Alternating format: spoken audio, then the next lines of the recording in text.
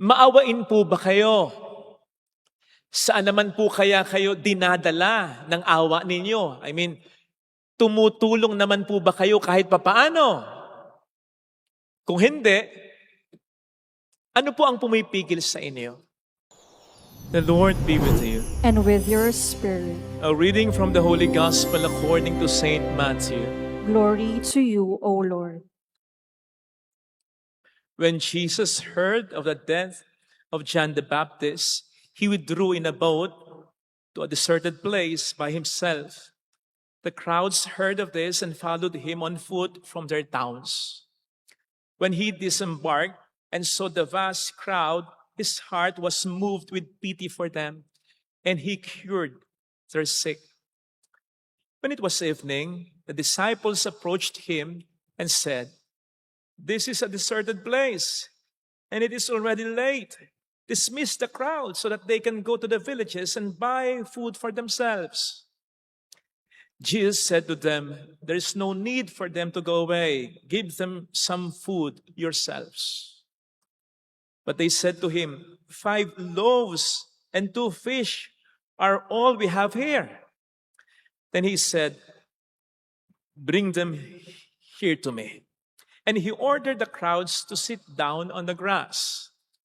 Taking the 5 loaves and the 2 fish, and looking up to heaven, he said the blessing, broke the loaves, and gave them to the disciples, who in turn gave them to the crowds. They all ate and were satisfied.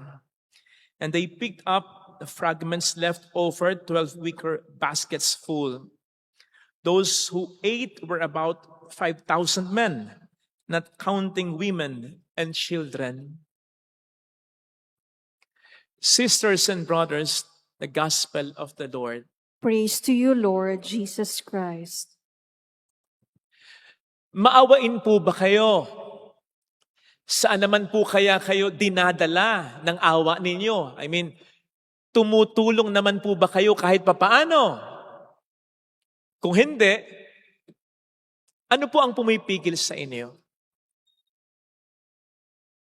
Isa sa mga madaling sabihin na mga salita ay, kakaawa naman siya, nakakaawa naman. Sa Ingles, I feel sorry for him, for her, for them. Kapag may namamatayan, kapag may lubhang nangangailangan, lubhang naghihirap sa napakatinding problemang pinagdaraanan, ayan, we easily feel pity or sorry. Kaya lang, tumutulong ba naman? Baka naman, may man lang, may maramdaman lang na awa, o may masabi lang, nakakaawa naman. Ay, kulang na kulang po yan. Narinig po natin sa ating ibanghelyong napakinggan, kahit pa paano, pwede nating sabihin, naawa din naman ang mga disipulo sa mga tao. Mababanaagan po natin ito sa kanilang suggestion kay Kristo. Sabi nila, palubog na po yung araw. Papuntahin niyo na po sa bayan ang mga tao para makabili sila ng makakain nila. So kahit papaano, ramdam nila na nagugutom yung mga tao. Ramdam nila ang pangangailangan ng mga tao. Kahit papaano, pwede natin sabing naawa sila. Pero yun nga lang, hanggang doon lang. Para lang din tayo kung minsan. Maaawa tayo kapag may nakita tayong, halimbawa pulubi, na obvious na gutom na gutom, ginaw na ginaw. Pero ang bilis nating mag-refocus ng ating atensyon sa ibang bagay. Maaawa tayo kapag mayroon tayong nabalita ang kamag-anak, kapitbahay, na may matinding pinagdaraanan pero hindi man natin makamusta man lang, mapuntahan o mahanap man lang. Maawa tayo kapag sa social media, upon scrolling, nakita tayo na may isang taong may malubhang karamdaman, nasunugan, nasalanta ng bagyo, labis na nangangailangan, kawawa naman. Pero hindi pa tayo masyadong nagtatagal sa pagtingin. Immediately, nag-scroll down na tayo. Nawawala na agad. yung atensyon natin. Hindi ganun ang Panginoon. Hindi niya basta pinakikibalitaan, tinitingnan, dinadaanan, iniiyakan lang ang kanyang kinawaan. Gumagawa siya ng paraan, kumikilos siya, tumutulong siya. His compassion always leads him to action. At siguradong ito rin ang inaasahan ng Panginoon sa atin. Kaya nga hindi nakapagtataka na napaka-bold nung sagot niya sa suggestion ng kanyang mga disipulo na pauwi na ang mga tao. Sabi niya, hindi! Hindi nila kinakailangang umalis pa. Kayo ang magbibigay ng makakain sa kanila. Na para bang ituloy niyo yung awa ninyo sa gawa, sa pagtulong. Para makatotohanan yan. Di basta damdamin lang. Sapagkat kapag ang awa nga naman ay walang gawa, walang kwenta yan. Sabi nga po sa Santiago 2:15-17, kung ang iyong kapatid ay nagugutom at walang damit, walang maisuot, at sabihin mo sa kanya, patnubayan ka naman ng Panginoon. Magbihis ka, magdamit ka, mabusog ka, at hindi mo siya binigyan ng tulong na kanyang kailangan. Anong silbi nun? Sabi ni St. James. And then, the following verse sasabihin, ang pananampalataya na walang gawa ay patay. So pwede rin natin sabihin, kakonekta sa pinagninilayan natin, patay ang awa na walang gawa. Walang kwenta yung awa. As a matter of fact, pwede pang magpalala yan. Yung awa na yan, yes, yung awa na yan, pwede pang magpalala yan. Nang matindi ng problemang pinagdaraanan ng ating kinahawaan, kung hindi natin siya tutulungan, ay isipin po ninyo, yung naaawa na sa kanya, natitikis pa rin siya. Paano pa siya aasa? Kanino pa siya aasa? Kung yung mga mismo naaawa na nga sa kanya, tinatalikuran pa siya. Sa katotohanan, hindi naman sila tinatalikuran ng Diyos. Iyan ang mababanaagan natin sa ating unang pagbasa. Hindi tinatalikuran ng Diyos ang tao, lalong-lalo na ang mga lubhang naghihirap. Sabi niya, lumapit kayo, nandito, kumuha kayo ng makakain ninyo. Mga nauuhaw, lapit kayo. Available dito, without cost, walang bayad. Ganun ang Diyos. Hindi siya nakatitiis sa mga naghihirap. It's just that, hindi niya masyadong gawin yung magpapadala siya ng anghel o gagawa ng bonggang milagro agad para tulungan yung tao. Mas gusto niya, rather, na tayong ipadala niya at sa pamamagitan ng tulong na maibibigay natin, gagawa siya ng milagro sa buhay ng tutulungan natin. Kaya tayo naawa. Sapagkat yung compassion, it's God's way of telling us, help that person. Yung compassion is God's way of telling us for us to become His feet, His hands, His heart for that person in need. Kaya yung awa, galing sa Diyos yan.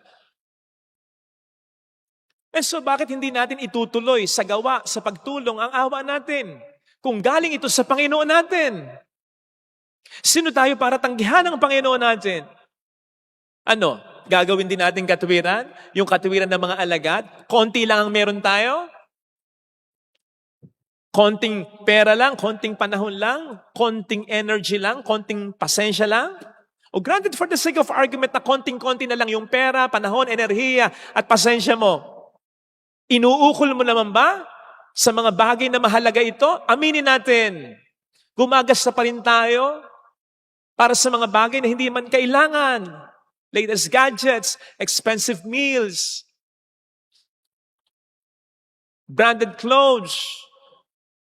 Aminin natin, we still spend some time para sa mga bagay na walang kabuluhan sa social media. Kinakain ng oras natin.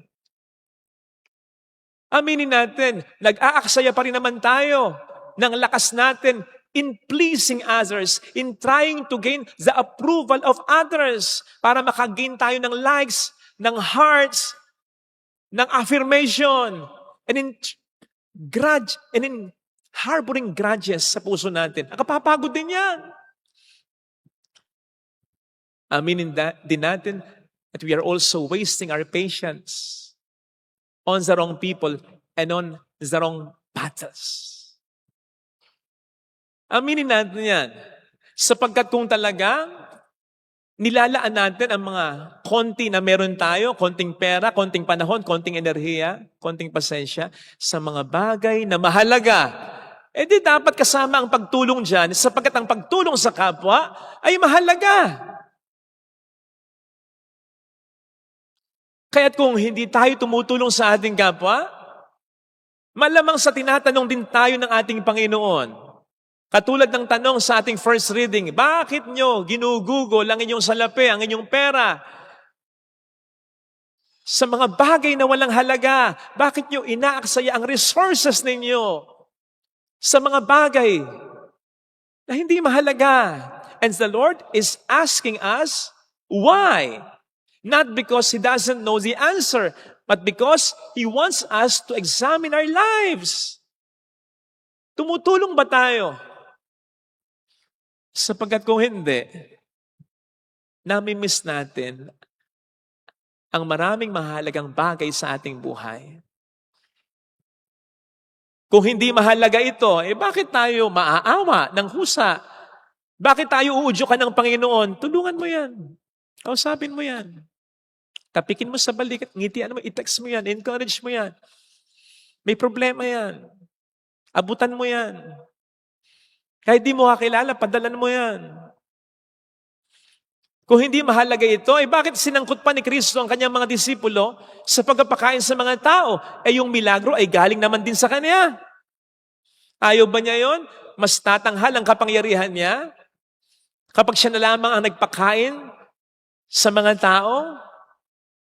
Pero sinangkot niya ang kanyang mga disipulo sapagkat mahalaga at tumulong sa tao.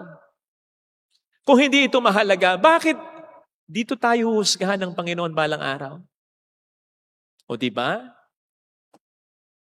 Ang malamang sa itanong niya sa atin, as based on the gospel according to St. Matthew, pinakain mo ba ako?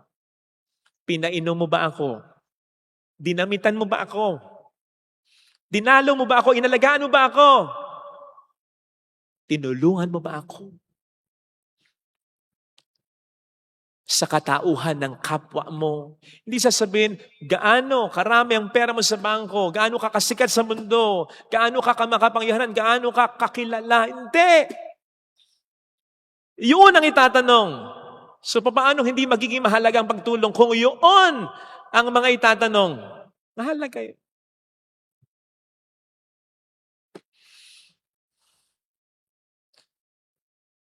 Oo, mahirap. Mas madali yung maawa lang. Mahirap yung awa na may tulong at may paggawa. Pero sabi nga nung isang pare dati, Father Ferriols, huwag mong itanong kung mahirap. Itanong mo kung mahalaga. Kasi nga naman kapag ang naging focus agad natin, ay hirap, hindi mo nagagawin kahit mahalaga. Pero kapag ang naging focus agad natin, mahalaga. Kahit mahirap, gagawin mo. At hindi ka naman pababayaan ng Panginoon sa paggawa nito. Maliwanag ang sinasabi sa Ebanghelyo. Konti lang yung binigay ng mga disipulo. Konti lang ang binigay nila. Ilang tinapay at isda lang, pero nakakain ng libo-libo, nabusog pa, nakapag-sharon pa. Kasi yung awa, yung habag, galing sa Diyos.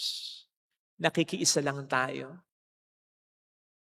Kaya wag nating ipagkait anuman ang makakaya natin para maging raw material ng mga milagrong ibibigay ng Panginoon sa buhay ng kapwa natin. Ito sana mga kapatid ang ipagdasal natin sa pagdiriwang na ito. Amen. Ilagay natin ang ating kanang kamay sa tapat ng ating puso.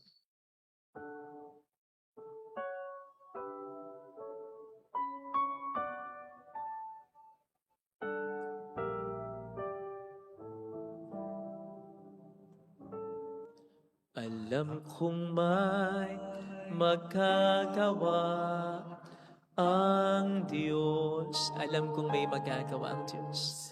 Alam kong may magagawa ang Diyos.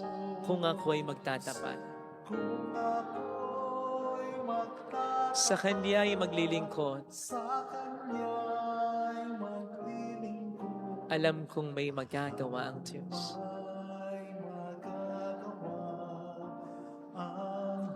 Alam kong di ringgin ng Diyos ang samo ko, sapagkat mahal niya ako. Alam kong di ringgin ng Diyos ang samo ko.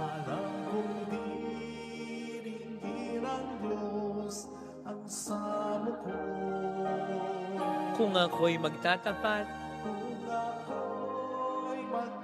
sa Kanya ay maglilingkod. Alam kong di ringgin ng Diyos ang samo ko. Pumikit tayo. Panginoon, marami pong salamat sa pagpapahalaga at pagmamahal mo. Kaya kahit mahirap para sa iyong magkatawang tao, mamatay para sa akin ginawa mo. Tulungan mo po akong makita agad ano yung mahalaga na dapat kong gawin para mauna yung paggawa. At alam ko na tutulungan mo ako. Mahirap maging mabuting asawa, mahirap maging mabuting magulang, maging mabuting anak, maging mabuting kapatid. Mahirap maging mabuting tao. Pero dahil mahalaga, gagawin ko at alam kong tutulungan mo ako. Praise God. Hallelujah! Purihin ang Diyos. Hallelujah! Pasalamatan siya. Siya ay muling babalik sa atin. Hindi niya tayo iiwan. Hindi niya tayo pababayaan. Paniwalaan natin yan. Hallelujah! Purihin ang Diyos. Hallelujah! Sa takdang panahon, babalik ang Panginoon upang tayo ay kunin. Tapat siya sa kaniyang mga pangako sa atin. Sabihin mo sa sarili mo, mayroong magandang mangyayari sa iyo. Higit pa sa inaasahan, sapagkat mahal ka ng Diyos, pakatandaan mo.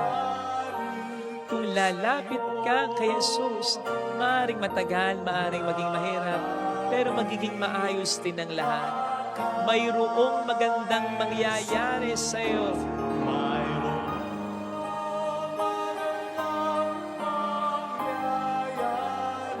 Huwag kang magdadamot. Huwag kang makalilimot na tumulong.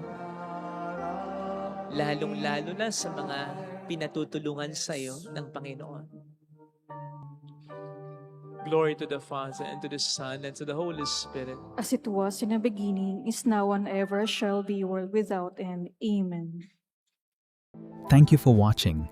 Please like, share, and subscribe.